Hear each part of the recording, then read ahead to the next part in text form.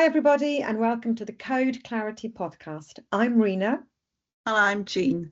So I wanted to talk to you about one of the recent cases on LinkedIn. There's been a lot of cases recently about activity on LinkedIn, but it's not really the case itself that I want to talk to you about. It was more about how GSK challenged the case preparation manager on this case.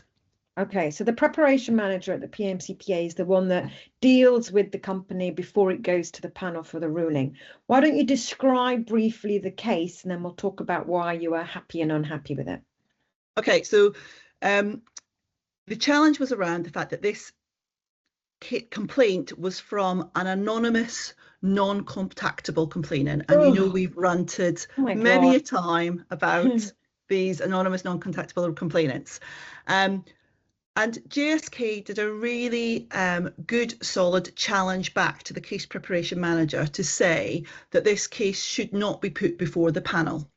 And the reason for that was the anonymous non-contactable complainant had said that they were an employee of a pharmaceutical company, but not an employee or ex-employee of GSK. Mm-hmm.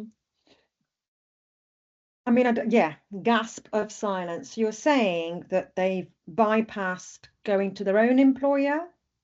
Yeah, right? this was the whole GSK's pushback was that actually it's a well-established principle, and it's actually in the constitution and procedures that companies need to have at least tried intercompany dialogue before that the PMCPA will take it on as a complaint. So if one company A, wanted to complain against a LinkedIn post that GSK had made, then they have to at least have shown that they have reached out to GSK and said, we need to talk about this. If GSK ignore them or say, no, we're not interested, then that company A can go straight to the PMCPA case preparation manager and say, this is the complaint and we've tried to resolve it and they're not resolving it.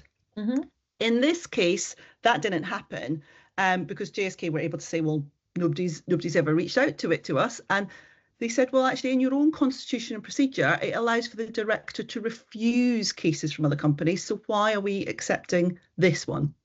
So what was the case about? The case was about a GSK senior employee who'd done a LinkedIn post to do with the year end. It was aimed at shareholders and financial markets. And it within that kind of statement about how well they'd done in the year, it named one of their products.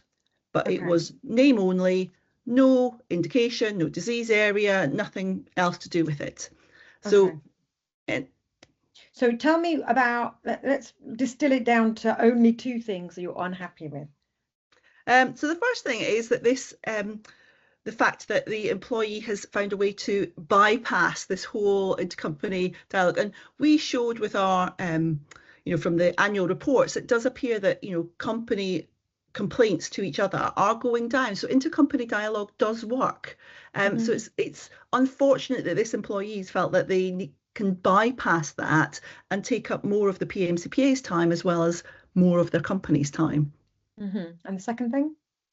It's this vicious circle, exactly that it does take up more of the PMCPA's time to respond to these.